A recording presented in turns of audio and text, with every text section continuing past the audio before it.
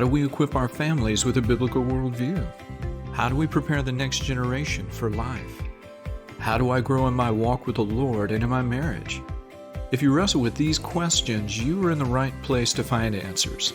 Welcome to the Entrusting the Faith podcast.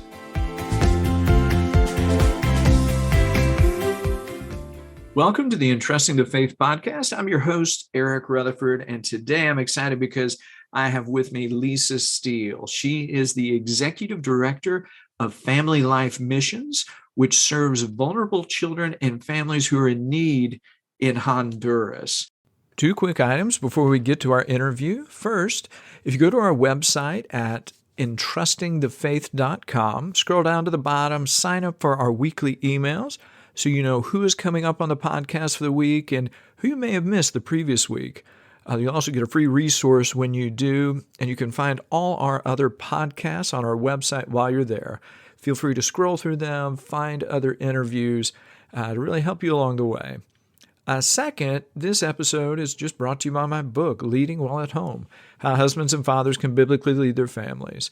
So if you've ever thought, man, I want to be a godly husband or father, I don't know where to start, or you've heard that you need to do something to equip your family, but you just don't know where to begin, well, if this is you or anybody you know, Leading Well at Home will show you how you can love Jesus Christ, love and serve your wife and children, and take responsibility for discipling your family. You'll be encouraged and given action steps that you can apply so that you're moving forward. Okay, now let's jump into today's episode. So Lisa, welcome to the show. Well, thank you. I'm glad to be here. Oh, it is my pleasure. I'm glad you accepted the invite. And so just to kind of get us rolling here, for those who are not familiar with it, what is Family Life Missions? So Family Life Missions is a nonprofit organization. We are located in Catacamas, Honduras, which is about 3 hours outside of the capital of Tegucigalpa. We have 3 programs where we help vulnerable families and children. And so one program is Por los Niños. We have a 4-acre campus where children live there in residential homes. We have a Christian bilingual school on campus, and we have caregivers that help the children there. We also have a family preservation program, and within that, we'll talk a little bit more about that in detail, but that program is really important because it's really the foundation of everything that we do in Honduras. And then we also have foster care. And so we are the first organization in the country of Honduras to be accredited as a foster care facilitator. So we're excited about that. Oh, absolutely. Now, is it exclusively working in Honduras? Yes, that we are in Honduras. I am in Tennessee. I'm in Murfreesboro, Tennessee, and I go back and forth. I have a national director and a full staff in Honduras. And then our board of directors is here in the United States. So I'm kind of the bridge to connect the two together. And so I go back and forth about every other month for a couple of weeks, but all of our operations are in Honduras. Excellent. Now, you guys have been there for quite a few years, haven't you? Yes, we've been there for 29 years. We started with someone from Mississippi who went down there and wanted to adopt a child. And she went down there and she succeeded in adopting a child, but saw so many other children who needed a family. And it was really tugged on her heart. So she started a residential home and began helping children who were very much in need, who were living in extreme poverty or who were abandoned or orphaned. And so it started there and then has grown over the years and gone into a little different direction, because when it started, it really focused on helping children who were in poverty, maybe even going up to families and saying, hey, we can offer this to your children. We don't do that anymore. We have a residential home there where we have it almost simulates a family. We have caregivers that live there with the kids. But what we really try to do is we try to keep families together so that the children never have to leave and come live in another home that's not their families. And so we really work hard on that, or work with reintegrating children into their biological families. I like that. The trying to keep families together, really trying to help bridge that gap. It kind of leads into, you talked about family preservation, and that's kind of what it is. So what is family preservation? Family preservation, we are trying to keep families together and giving them the needed tools and resources. Because what we have found in Honduras, many of the families simply do not have the resources that they need. They don't know how to do positive parenting. They don't know how to discipline a child correctly. Maybe they don't have know how to handle financial things. And a lot of it is simply because they are going day to day, just trying to meet their basic needs. The average person in Honduras makes $5.60 a day. And so it's very difficult because they're needing to have food and shelter. So we step in there and try to give them that hand up and not a handout, because we don't want to just give to them and make them dependent on us.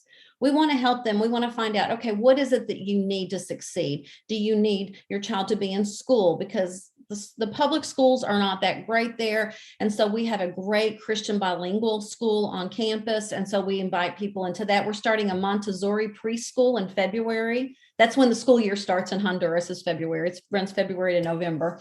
So we're really excited about that, because sometimes younger kids are just left at home alone while the parents go work. And so this allows them to have a safe place to be all day and learn. They're learning while they're there. And it's a Christian education. All of our curriculum is Christian based. And so we're excited to be able to do that and to reach out into the community. So when we're doing family preservation, we're trying to keep children safe. We're trying to keep families together. We're trying to see, like, what is it that you need? We do parenting workshops every month where we invite them to come in and not only give them information, but help them to connect with each other and realize that we're all in this together. Also helping them to connect with the local church. So we bring in local pastors, we bring in local preachers, we bring in people together to help these families understand what it is that they need to do to succeed, to stay together. Yeah, and that makes sense. And is that something in terms of that community, that helping them to understand there are others just like them going through the same thing? Is that something that I'm guessing you see benefits from that? I know, just everywhere else you do, but is that something they're even aware that they're missing? I don't know if they understand that they're missing it, simply because, as I said, they're just so busy surviving. But I think when they get it, it really makes a difference, if that makes sense. And so they really understand then. It does, where it's sort of like, oh, I didn't even know I needed this. Now it's like, oh, how can I get along without it, essentially? Right. That makes sense. Now, so what do you think makes family preservation so important?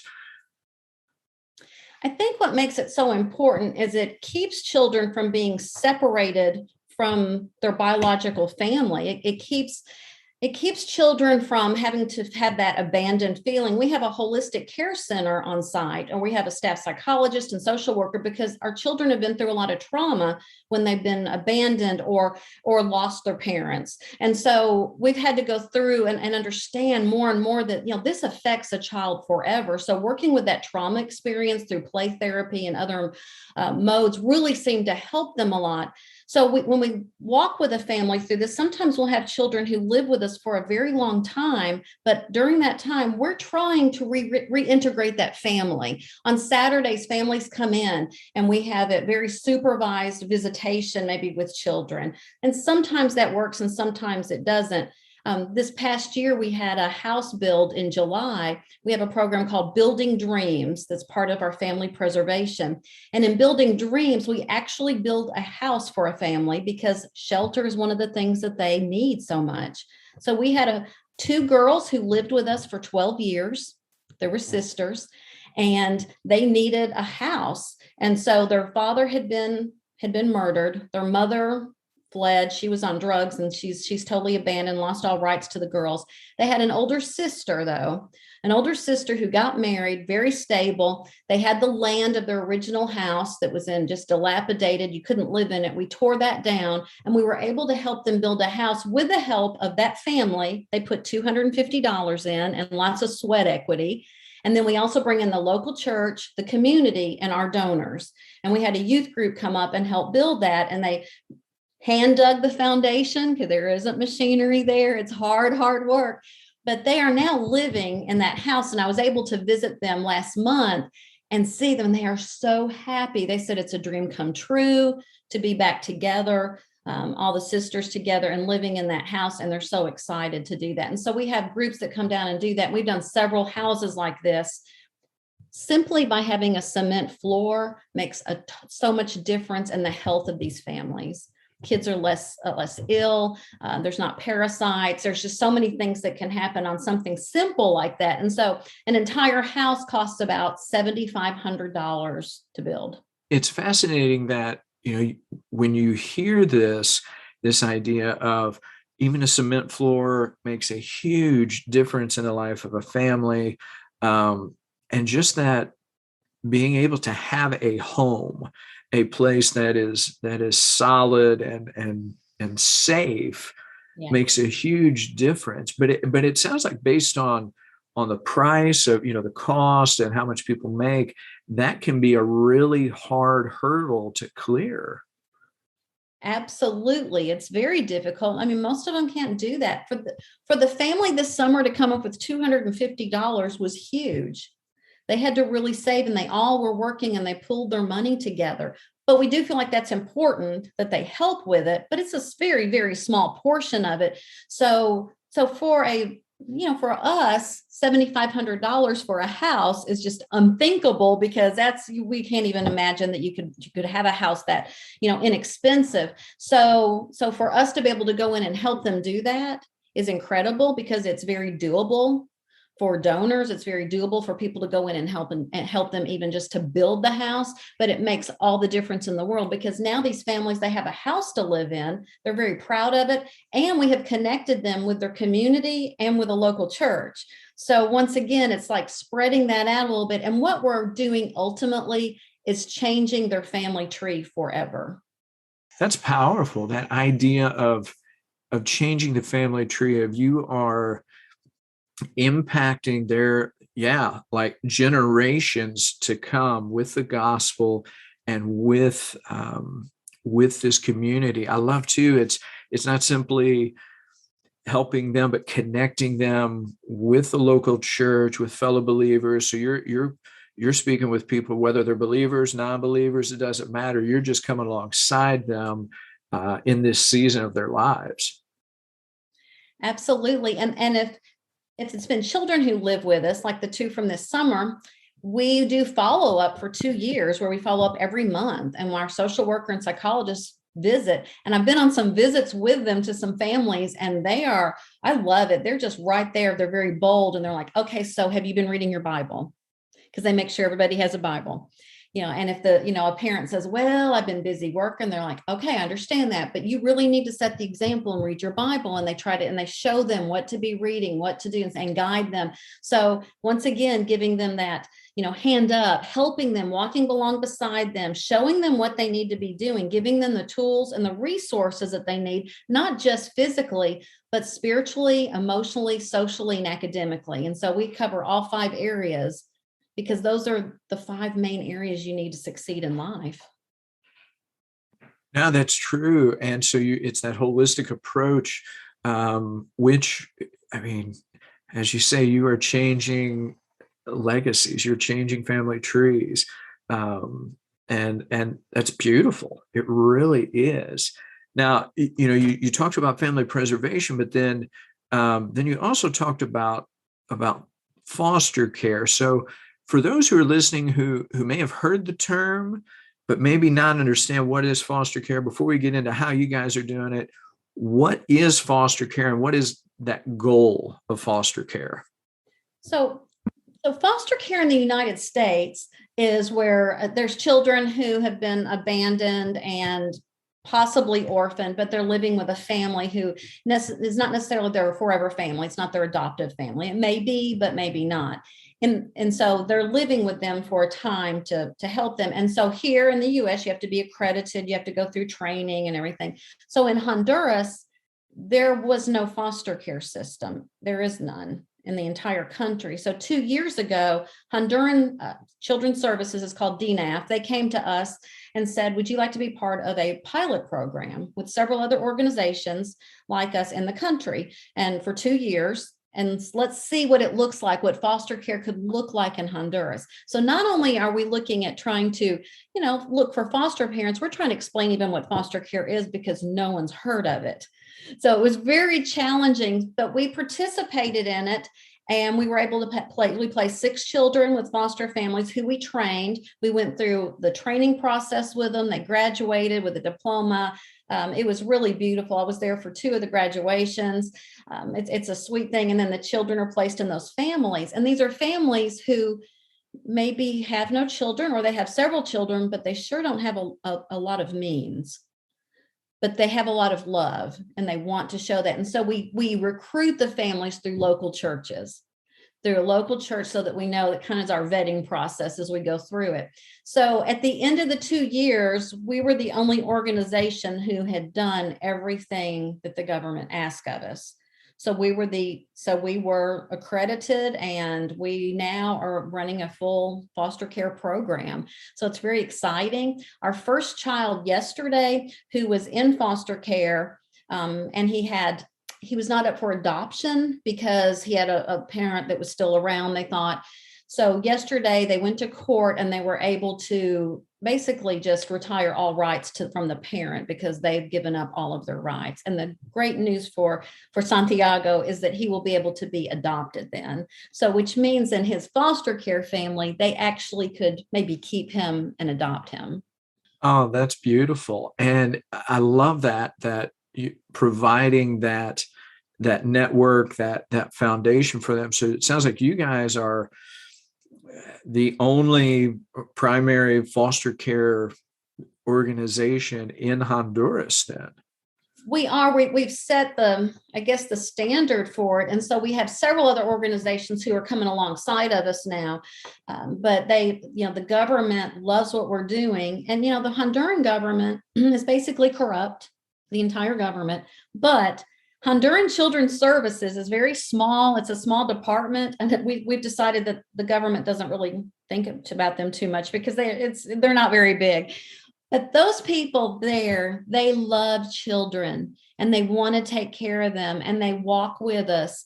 And it's different than it is here in that we can talk about Jesus, we can talk about God, we can pray with the kids. It's different. It's a different country. So as much as there are some cons to this country, there are some pros as well, because we're able to just speak very freely without any restrictions. And I love that. And so it's a great opportunity to teach these children about Jesus, and then our foster families who are Christians. And I just love seeing that spread. Oh, that's awesome. I love that. Just the ability to be of consequence and help these families, help these children. And but it sounds like you're not doing it alone with these other groups that are partnering with you. But it sounds like now, when did you officially get, I don't know, certified, approved? When did that happen? September of this year, 2021. Okay. So we started in September 2019. We started the 2-year pilot. And so it just ended this fall. And it was a really huge celebration, really, with they had a large kind of meeting with everybody in the Capitol and had brought in all the different folks and stuff. So it was exciting. Wow, that's awesome. And then so as you're just a few months into really seeing where the Lord's going to take this. And so, wow, I'm excited to see what the next year, 2 years look like as you really start moving outside of. Now, will this be outside of the city where you're primarily working, or how does that work? You can only work within your state. So Catacamas is located in the state of Olancho, and Olancho is huge. But we cannot go outside of that. Everybody has to be within, unless the government places someone themselves. We cannot go get anyone, but they can place someone within us. So we're always open to whatever God's leading us to. But we have lots of area to cover. But if He wants to bring in some other people from other states, we're happy to help as well. Oh, I love that. Now, just as you've talked about family preservation, you've talked about foster care. How are those are those, they are different, but Mhm. how are they different? Is the end goal different, or what's that look like in terms of how you compare those two? Yes, because in the family preservation, we're trying to do things on the front end. We're trying to, before a child is abandoned, or before a child, is taken from parents because they're not, because of, mistreatment or anything. We're trying to help those families on that front end. We're trying to teach them. We're trying to get them connected with churches, with our school, with our people. So with foster care, that happens unfortunately, after a child is maybe abandoned or has been taken away from a family because of mistreatment or abuse. So that's like the next step, perhaps. And then we have our Por los Niños residential homes, and that's where, when a child has absolutely nowhere else to go, and so they'll come and live with us. And at one time, we had lots and lots of children there. That was the big program. We have less now, as we are shifting more to family preservation and foster care, because we see that those are better ways to live for a child within an actual house with a family. That's much better, and just like residential homes are better than an orphanage, because we do not run an orphanage. Now, I like that distinction, but also I appreciate you kind of sharing how the residential program, it has been effective. It's been helpful.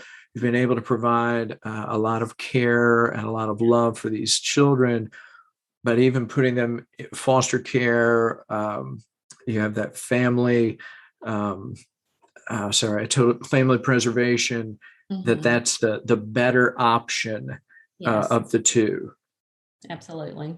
I love that. Now, um, so you're a little over 2 years into the foster care program. You just have one child who is now being adopted from their foster family. Any other stories about foster care you'd like to share, just to give people an idea of what it looks like in Honduras? There's a little boy named Carlitos who recently was in our foster care program. He was found in an abandoned house by a neighbor, and he'd been abused severely. He was just a couple years old. They didn't think he was going to live. He was very malnourished, and his mother and stepfather had just left him there. Very sad. And so he went to the hospital. He was there for several weeks, and he made it. We were very excited. They came and said we needed to place him in a foster family. Ask if we could do that. And we said sure. So we found a wonderful foster family, great Christian foster family. He lived with them for 18 months, and while living with them, he became very nourished and happy, and just, I visited him in May, and he just looked like a different child. Just looked, was very energetic, but in a very good family. So our social worker, though, kept saying, we just don't know anything about his father, because it'd been his mother and stepfather. And so she felt like this pull to keep looking for him. So she went into the mountains. Catacamas is surrounded by mountains. She went in there and a lot, and finally found his dad. And when she told him, we have Carlitos, and he said, I was told that he was dead. And he started crying, because that's what he'd been told. He had no idea that his son was still alive. So we were able to bring him and his parents, the Carlitos' grandparents, in, and we spent several months for the reintegration process to make sure that it was going to be good, and tied it all together. And eventually we were able to take Carlitos and put him in with his biological father and family. And the picture I have of that family is phenomenal, because it's Carlitos with his dad and his grandparents and his aunts and uncles and cousins, and it's probably about 50 people, and they're all surrounding him, and they're so happy that he's there. And the grandmother said, we can't wait to take him to church. And grandfather said, and we will make sure he gets an education, because we know that's important, and we are so happy that he's alive. And the father's just beside himself. And then the foster family was so happy, but also sad, because they loved him and they were wanting to adopt him. But they said, that's okay, because this is why we do this. And this is important. And this is what God's plan was. And so they've celebrated with them, and everyone's happy. And to me, that's a perfect picture of what this should be, where we're able to have a family that's reintegrated because of foster care. I mean, and it doesn't always work like that, but I love it when it does. No, I agree. And that is a beautiful example of he was able to come into the family for 18 months, really kind of get healthy back on his feet. But then, as you say, you were able to find the father and just that whole integration part. That's beautiful. That really is. And that is such an encouraging thing for us to hear in this, because it's redemption all over again. Absolutely. Absolutely. It is. And I meant to ask you earlier and totally and missed it on my list of questions. But with family preservation, I keep wanting to say restoration, but it's family preservation because you're on the front end. Yes. Any stories you want to share about that as far as what you've seen and any examples you'd like to share? Absolutely. Was a young man who lived with us for many, many years. His name was Selvin. So Selvin he lived with us, and he had two younger brothers, Alan and Junior. Okay. So there were the three of them, and Selvin's quite a bit older. And they had an older brother too, who did not live with us, who went to live with an uncle.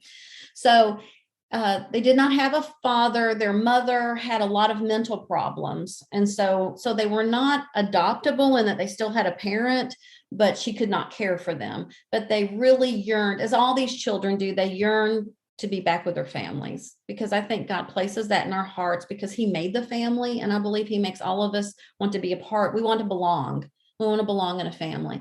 And so that's what I hear them say all the time. But Selvin and his brothers really did. And so we were able to we found his mother, and we were able to work with her to get medication that she needed and follow her for a long time and make sure, but she was starting to get better and better.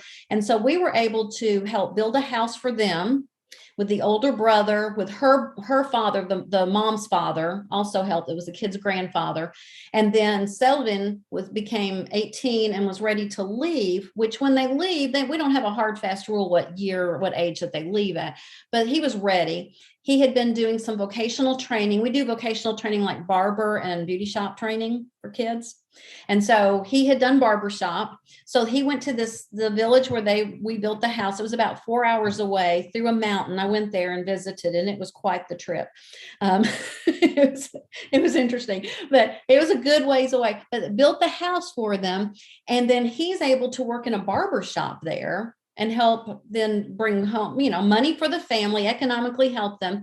When we visited them, the mother told me she is just beside herself to have the family back together again, because we were able to take the two younger boys then and reintegrate them eventually into the family. We do monthly visits with a social worker and psychiatrist to make sure everybody's doing okay.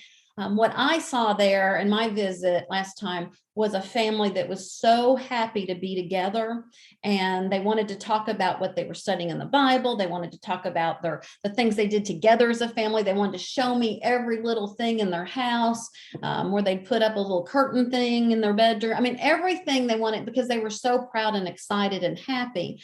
And the mom even, she took me aside and said, we're going to church. And I grew up going to church, and I just fell away, but now we're back. And so it was just beautiful to see all that. And they're not on their own, but they're independent, but they're not just out there wondering, like, what do we do next? We're coming alongside of them and saying, we're here to help you. That is beautiful. And providing that, being alongside them as a support network, getting them connected with others. That's huge, and just a beautiful picture of really 180-degree change. Yes. for that family, for those children, for that mom, for everybody involved, just 180 degrees. That's huge. Yes. Now, so people are listening, maybe they have never thought about family preservation or foster care. So maybe it's never been on their radar. They've never really, like I say, maybe never even heard of it. I don't know. What is one thing that, as they're listening to this, what's one thing that they can do to aid this process, or to help others along?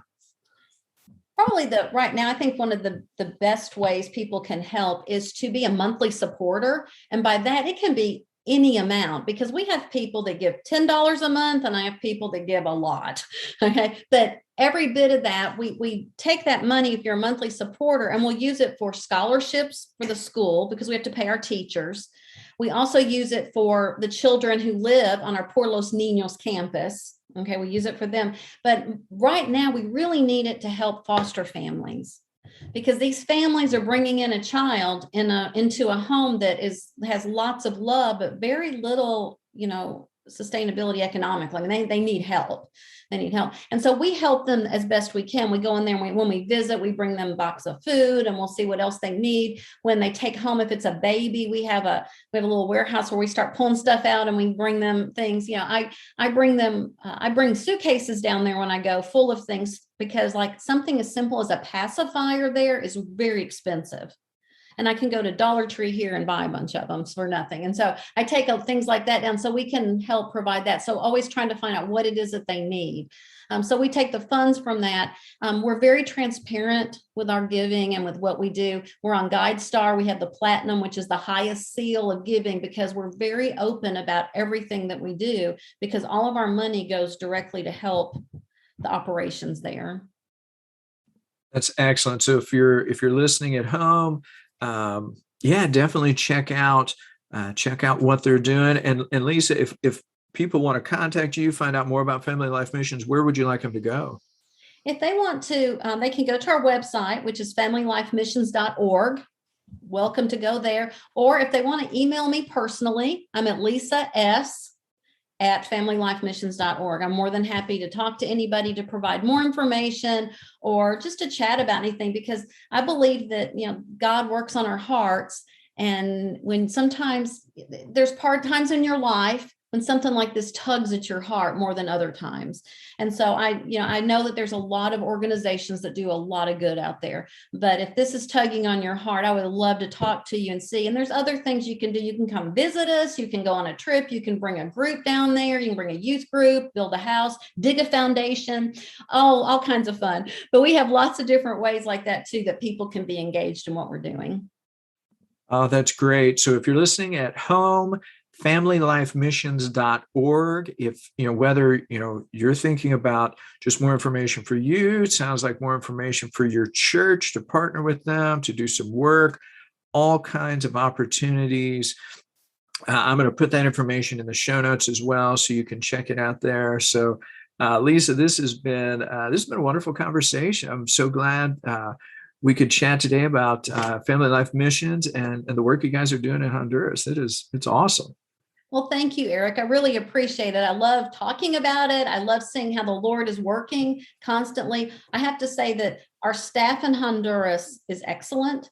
And we have our national directors, Jose Chinchilla, and our holistic care director is Carla Ponce. But those two lead so well. And it's a joy to work with them as a team, because we're all on that same team trying to help these vulnerable children and families and to point everybody toward Jesus. So I love working with them, but and we have a great board of directors here. So it's so much joy, I guess, in being able to do that and to know that we're making, a difference in the lives of some people forever. I agree. That is sounds like a great organization, great opportunities. And I just want people to come check you guys out. Thank you. I appreciate it. If you found this episode helpful, please leave a review for us wherever you listen to podcasts. Doing so will help others to find us. Check out the show notes for resource information. We encourage you to do that for links and other references. We'd like to hear from you, so you can message us your questions or comments on Facebook, Instagram, at Entrusting the Faith. You can email us at info@entrustingthefaith.com.